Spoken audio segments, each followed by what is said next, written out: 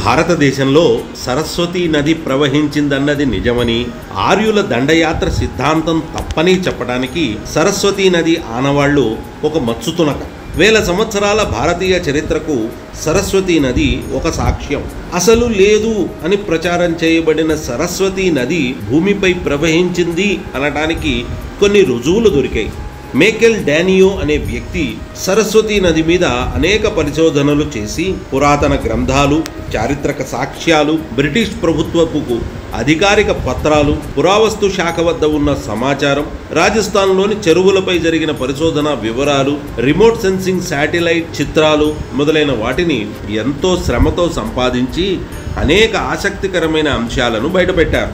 ఈ నది ఎండిపోవడానికి గల కారణాలు, నది ఏ ప్రాంతంలో ప్రవహించిందో వంటి వాటిని చిత్రాల్లో, మ్యాపుల రూపంలో చూపించే ప్రయత్నం చేశారు. వీరి పరిశోధనల ప్రకారం ఋగ్వేదంలో ప్రస్తావించిన సరస్వతీ నది దాదాపు 4000 ఏళ్ల క్రితం వరకు ఈ భూమిపై ప్రవహించిందనేది కాదనలేని సత్యం. దీనికి తోడు భారత అంతరిక్ష పరిశోధనా సంస్థ ఇస్రో కూడా ఈ నది మూలాలు, ఉనికి గుర్తించి కనుక్కునే ప్రయత్నం చేసింది. సరస్వతీ నది భారతదేశానికి వాయువ్య దిశలో ప్రవహించిందని తేల్చారు. హరప్పా నాగరికతకు సంబంధించిన కాలిబంగనన్ వంటి ముఖ్యమైన ప్రదేశాలు అన్నీ కూడా సరస్వతీ నది వెంబడి ఉన్నాయని నిర్ధారణకు వచ్చారు. సరస్వతీ నది ఎండిపోవడానికి కారణం భూమి యొక్క టెక్టానిక్ ప్లేట్స్లో జరిగిన మార్పులేనట.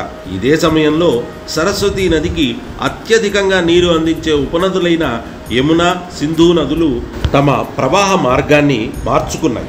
యమునా నది పంజాబ్ ప్రాంతంలో సరస్వతీ నది ప్రవాహాన్ని తన ప్రవాహంలో కలిపేసుకుని గంగా నదిలో కలవడం ప్రారంభమైంది. టెక్టానిక్ ప్లేట్స్లో కలిగిన మార్పుల కారణంగా ఆరావళి పర్వతాలు పైకి జరిగాయి. దీని ప్రభావంతో వాయువ్య భారతంలోని నదీ ప్రవాహాల్లో తీవ్రమైన మార్పు వచ్చింది. శతద్రు అనగా సట్లెజ్ పశ్చిమానికి తిరిగి వివస అనగా సింధు అంటే ఇండస్ నదులలో కలవడం ప్రారంభించింది. ఈ కారణాల చేత సరస్వతీ నది నీటి ప్రవాహం తగ్గుతూ వచ్చి కొంతకాలానికి భూమిపైన ప్రవహించకుండా భూమి అడుగు భాగంలో అంతర్వాహినిగా మారిపోయింది. సింధు నాగరికతలో సింధు నది పక్కన 30కి పైగా చారిత్రాత్మక స్థలాలను పురావస్తు శాఖ గుర్తించారు. కానీ సరస్వతీ నది గర్భం వెంబడి దాదాపు 360కి పైగా ముఖ్యమైన పురాతన ప్రదేశాలు ఉన్నాయి.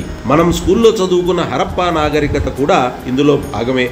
ఆర్యులు భారతదేశం మీద దండయాత్ర చేసి ద్రావిడుల మీద యుద్ధం చేయడం వల్ల హరప్పా నాగరికత అంతం కాలేదు. ఈ దేశంలో భౌగోళికంగా జరిగిన మార్పుల ప్రభావం వల్ల సరస్వతీ నది ఎండిపోయింది. హరప్పా నాగరికత ముగించడానికి కారణం సరస్వతీ నది ప్రవాహం ఆగిపోవడమే. మరిన్ని ఆధునిక పరిశోధనలు కూడా సింధు నాగరికత సరస్వతీ నది తీరం వెంబడి ఉన్నదేనని, వాతావరణ మార్పుల కారణంగా గందరగోళంగా తయారైందని చెబుతారు. ఈ మార్పుల కారణంగా హరప్పా ప్రజలు జీవనం కోసం ఇతర ప్రదేశాలకు తరలిపోయారు. ఈ సమయంలో వీరు అత్యధికంగా గంగానది తీరం వైపు పయనించారు. సామాన్య శకానికి పూర్వం 3300-1300 మధ్య భారతదేశపు వాయువ్య దిశలో సింధు నాగరికత విలసిల్లిందని మనం చదువుకున్నాం. ఈ సింధు నాగరికత సింధు, హక్రా, గగ్గర్ నదుల పరివాహక ప్రాంతంలో ఉన్న ప్రపంచపు అతి ప్రాచీన నాగరికత.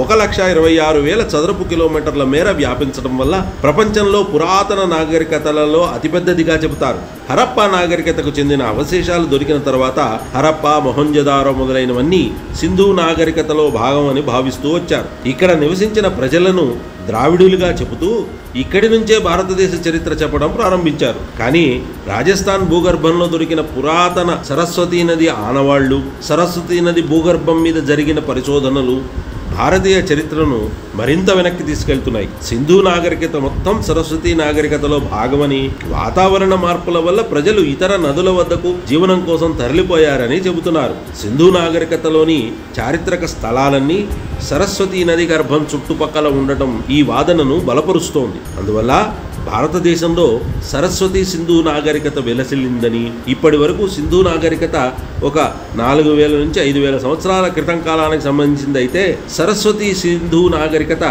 కనీసం 8000 సంవత్సరాల క్రితంది.